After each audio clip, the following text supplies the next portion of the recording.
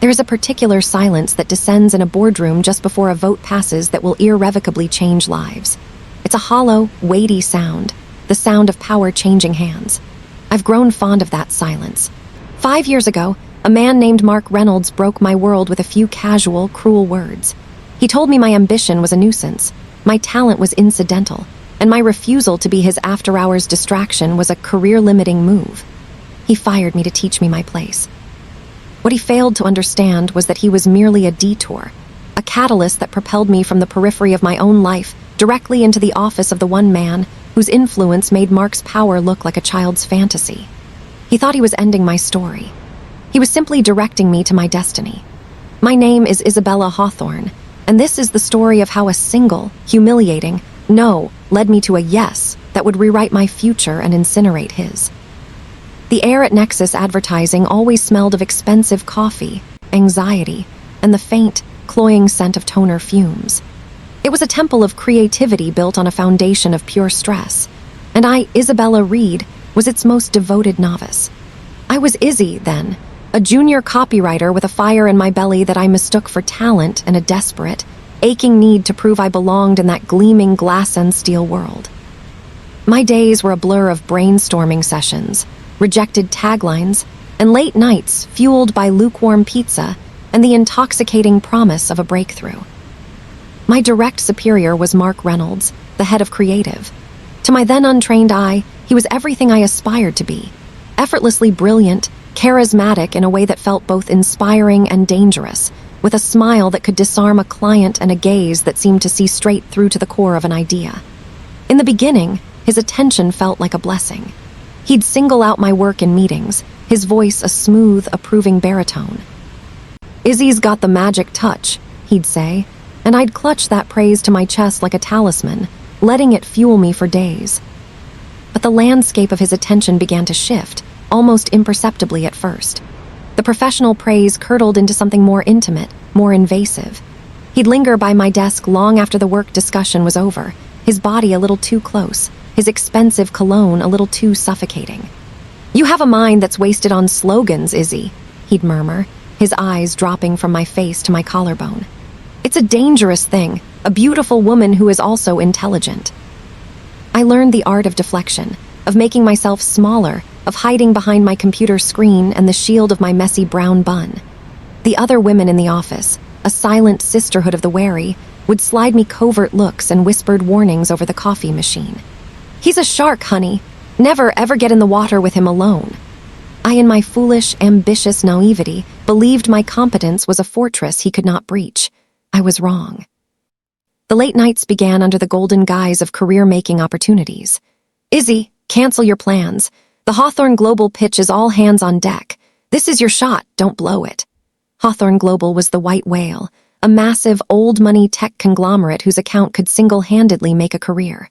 So I stayed, night after night, my vision blurring from staring at the screen, my body fueled by bitter coffee and a gnawing hunger to prove myself. Mark would be there too, but his role was different. He'd lean back in his chair, swirling a glass of amber scotch, his gaze not on the mood boards or the copy, but on me. He wasn't mentoring, he was hunting. The climax came on a rain-slicked night after we miraculously, triumphantly, landed the Hawthorne account. The entire department was electric, a surge of collective relief and euphoria flooding the open-plan office. We decamped to a rooftop bar, all sharp angles and glittering city views. The victory felt like mine in a way nothing ever had. My core creative concept had been the undeniable cornerstone of our winning pitch. I was floating, sipping champagne that tasted like victory, feeling the city sprawl at my feet. That's when he found me, isolated by the cold steel railing, a moment of quiet in the celebratory roar. "To us," he said, his glass clinking against mine with a sharp, definitive sound.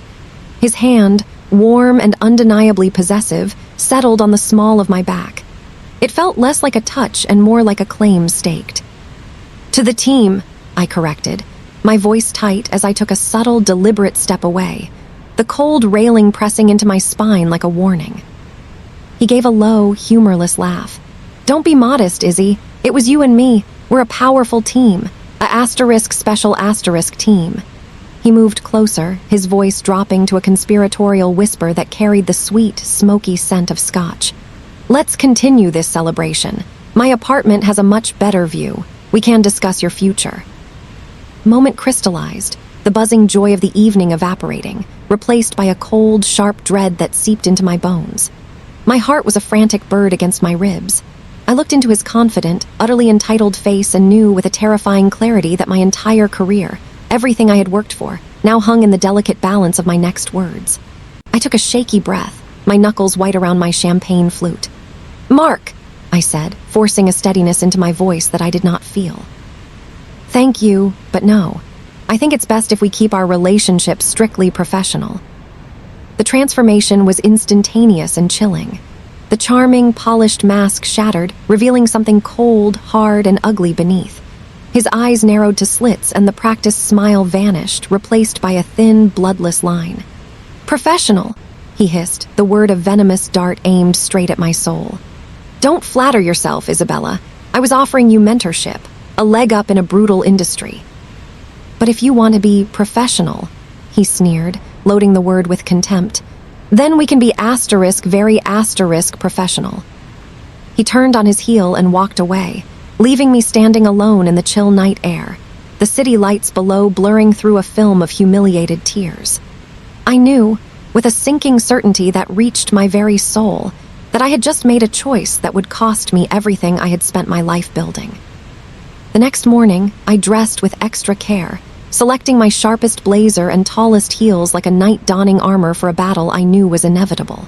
But the fortress had already locked me out. My keycard was dead against the reader, emitting a pathetic, terminal beep that echoed in the sterile lobby. A security guard, his face an impenetrable mask, materialized and wordlessly escorted me to the HR department. There. A woman with a steely gaze and a smile that didn't touch her eyes informed me in a monotone that my position was being eliminated due to a departmental restructuring. My desk had already been cleared. My life at Nexus, my favorite chipped mug, the framed photo of my family, my notebooks filled with 1,000 scribbled ideas, was condensed into a single, sad cardboard box that felt impossibly light. The official reason was a bland, corporate euphemism designed to be bulletproof, but the real story, the toxic narrative, spread through the industry with the speed and virulence of a plague. Mark had been busy. He had painted me as emotionally unstable, fundamentally incompetent, a one-hit wonder who had coasted on his coattails and crumbled under the slightest pressure. My phone, once buzzing with hopeful recruiters, became a tomb of silence. Emails to former colleagues, people I had considered friends, went unanswered. I was a pariah, professionally radioactive. Mark Reynolds had spoken, and the entire industry had listened and obeyed. The months that followed were a gray, soul-crushing blur of despair. I took a waitressing job at a trendy, noisy bistro, the shame a constant, cold companion as I served overpriced cocktails to people who looked like my former self. Their conversations about mergers and acquisitions, a constant, painful reminder of the world I had been exiled from.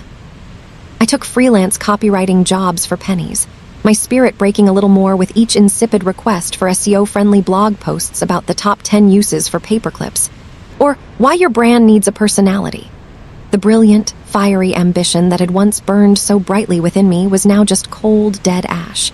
He hadn't just stolen my job. He had systematically dismantled my identity, my confidence, the very narrative of my life.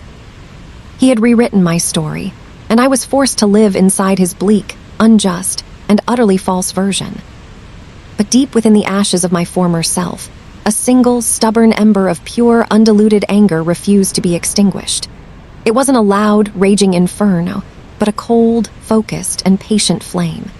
It was this ember that finally, one day, made me stop crying. It was this ember that made me wipe my tears, look at my reflection in the dark screen of my laptop, and start planning not my survival, but my counterattack. In the depths of my despair, my mind, now sharpened by a year of anger and humiliation, finally latched onto a single, gleaming lifeline. The one account Mark revered and feared in equal measure, the client whose business was the crown jewel in his professional portfolio, Hawthorne Global. The client whose business I had helped secure. The client whose founder and CEO, Alexander Hawthorne, was a living legend. A self-made billionaire known as much for his razor-sharp intellect and ruthless business acumen as he was for his old world, almost anachronistic sense of honor and integrity. I became a woman possessed, a scholar of my own revenge. For weeks, I lived in the hushed, hallowed halls of the public library, the scent of old paper and dust a comforting constant as I devoured everything ever written about Alexander Hawthorne. I read every Forbes profile, every authorized biography, studied every acquisition from his first software startup in a garage to his latest multi-billion-dollar philanthropic venture. I learned he had a quiet, abiding passion for restoring vintage Jaguars and was a significant, though notoriously private, patron of the Metropolitan Museum of Art. I discovered, with a jolt of fateful excitement, that he was giving a keynote speech on ethical leadership in the digital age at an exclusive, high-priced business summit. It was my Hail Mary, my one and only shot. I used the last of my meager waitressing savings to buy a single ticket, a strategic, all-or-nothing investment in my own redemption. I wore the only power suit I owned, the one from my Nexus days, and sat in the front row, my heart hammering a frantic rhythm against my ribs. When Alexander Hawthorne took the stage, he commanded the room not with booming theatrics or manufactured charisma, but with a quiet, formidable gravity that demanded absolute attention. He spoke about corporate culture being the soul of a company, about how a leader's moral compass was their most valuable and non-negotiable asset.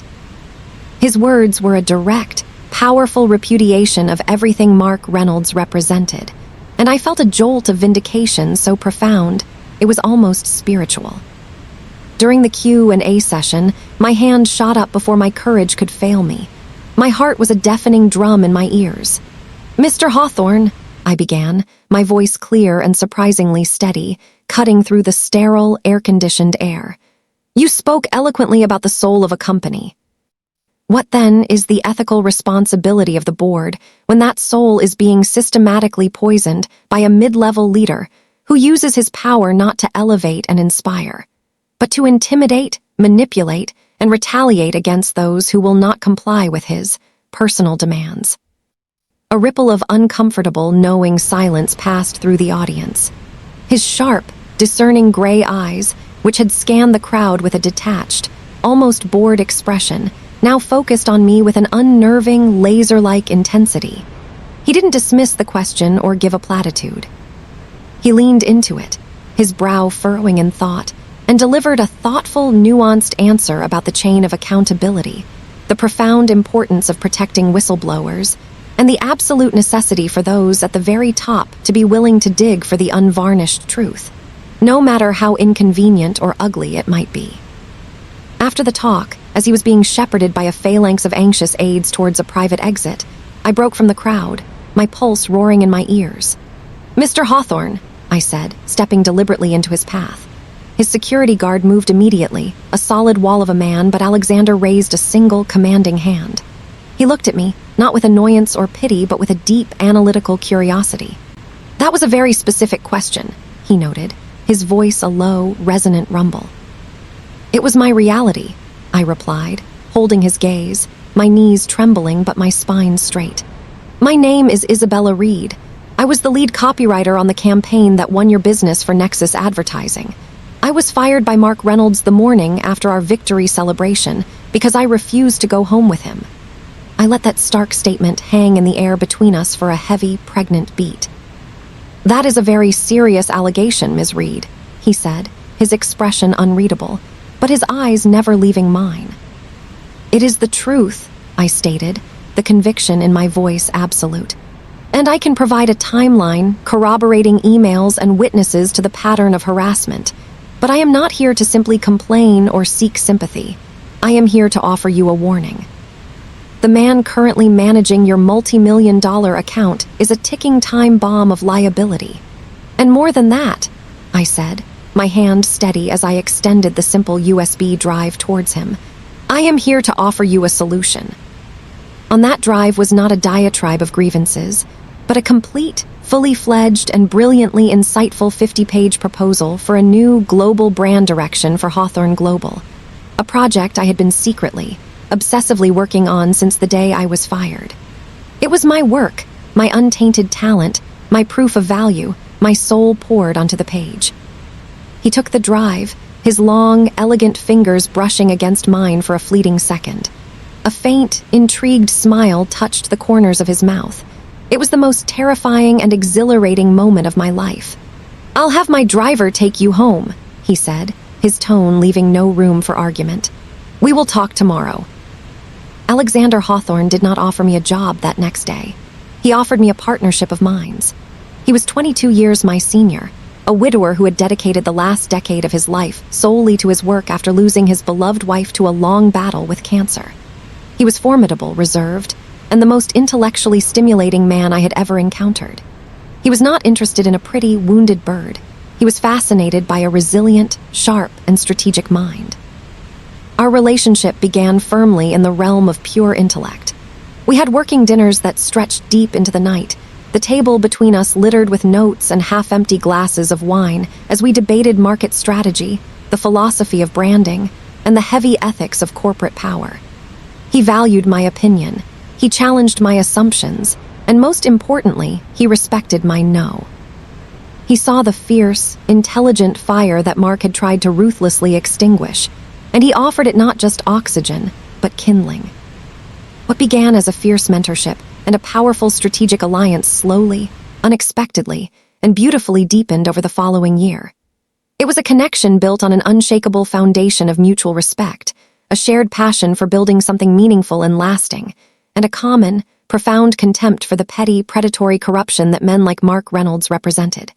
In Alexander's calm, ordered, and powerful world, I was Izzy, the helpless victim. I was Isabella, an equal. A confidant, a partner. A year and a half after our first, fateful meeting in that conference hall, in a secluded, moonlit garden filled with the intoxicating scent of night-blooming jasmine, he knelt, not as my boss or my mentor, but as the man who had come to love and cherish me and asked me to be his wife. I looked into his wise, kind eyes and gave the most heartfelt and powerful yes of my life. I was no longer Isabella Reed, the broken, blackballed victim.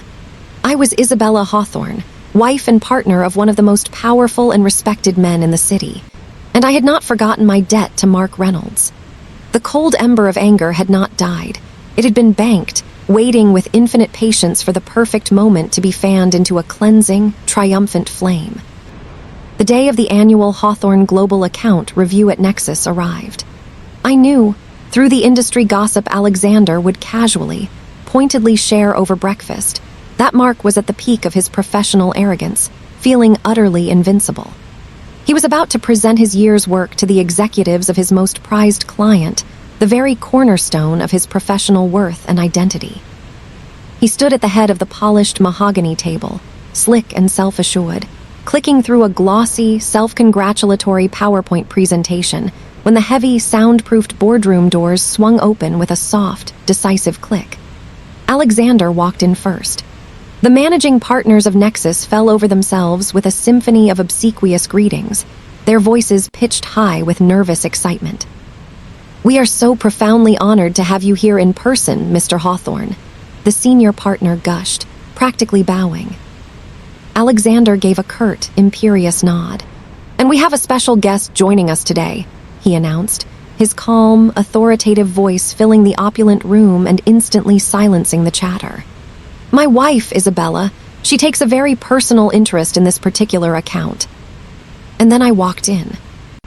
I wore a custom-tailored, dove-gray suit that had cost more than my first car. My hair was swept up in an elegant, severe chignon that exposed my neck and the determined set of my jaw. The soft, recessed lighting of the boardroom caught the flawless, brilliant-cut diamond on my left hand as I rested it lightly on Alexander's offered arm. I met Mark's eyes from across the vast expanse of polished wood. The color drained from his face as if a plug had been pulled. His jaw went slack with an almost audible drop. His eyes, once so full of arrogant possession, widened in stunned, disbelieving horror. He looked from my face to Alexander, and back to mine, the puzzle pieces, the fired employee, the powerful CEO, the word wife, brutally, catastrophically clicking into place in his mind. It was a beautiful, silent, and total collapse of his reality. The unshakable confidence in his eyes shattered into a million pieces, replaced by sheer, undiluted terror. He looked like a man watching his own executioner walk through the door. He stammered, mumbled, and tripped through the remainder of his presentation, his voice cracking, his hands trembling so violently he could barely hold the clicker. I didn't say a word. I simply sat beside my husband, my expression one of polite, detached interest, and watched him psychologically and professionally unravel in real time, savoring every strained syllable, every bead of sweat on his forehead. The power in the room had not just shifted, it had been violently, irrevocably usurped. When he finally finished, sweating and pale as a ghost, Alexander slowly leaned forward, steepling his fingers. His voice was quiet, but it carried the weight of absolute, final judgment. An interesting presentation, Mark. However, my wife informs me that the original, groundbreaking creative concepts, the very ones that convinced us to award Nexus this business in the first place, were, in fact, largely her own intellectual property. The room was frozen in a profound, absolute silence. You could have heard a pin drop onto the plush, expensive carpet. It was a collaborative effort. A team, Mark choked out, his eyes wild, darting around the room for a lifeline that did not exist. I am also informed, Alexander continued, as if Mark hadn't spoken, his voice dropping to an icy, dangerous timbre that made everyone in the room lean in, that you terminated her employment the very next day. A curious decision to so hastily fire the primary architect of your greatest success. It was a restructuring, Mark blurted, a desperate, pathetic, last-ditch lie that echoed hollowly in the silent room. I have restructured dozens of companies, Mr. Reynolds, Alexander said, his gaze boring into Mark. I know precisely what a retaliatory firing looks like.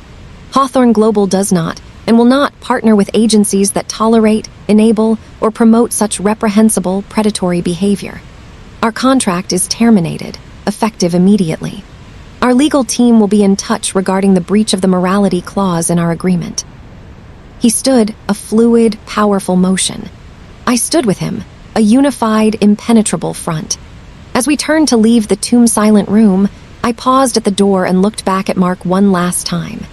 He was ashen, trembling, a ruined man standing in the glittering ruins of the career he had so carelessly built on the backs of others. Mark, I said, my voice soft, yet it carried with crystalline clarity to every ear in the room. You once told me that refusing you was a career-limiting move. I allowed a small, cold, and utterly triumphant smile to touch my lips, a smile that held all the power I now wielded. Turns out you were right, just not for me. We walked out, leaving him in the devastating silence, the echoes of his own downfall ringing in his ears. The poetic justice was so perfect, so complete, it was almost a cliché. He had fired me for saying no. So I had married the man who owned the building, the company, the boardroom, and now the deed to Mark Reynolds' professional oblivion.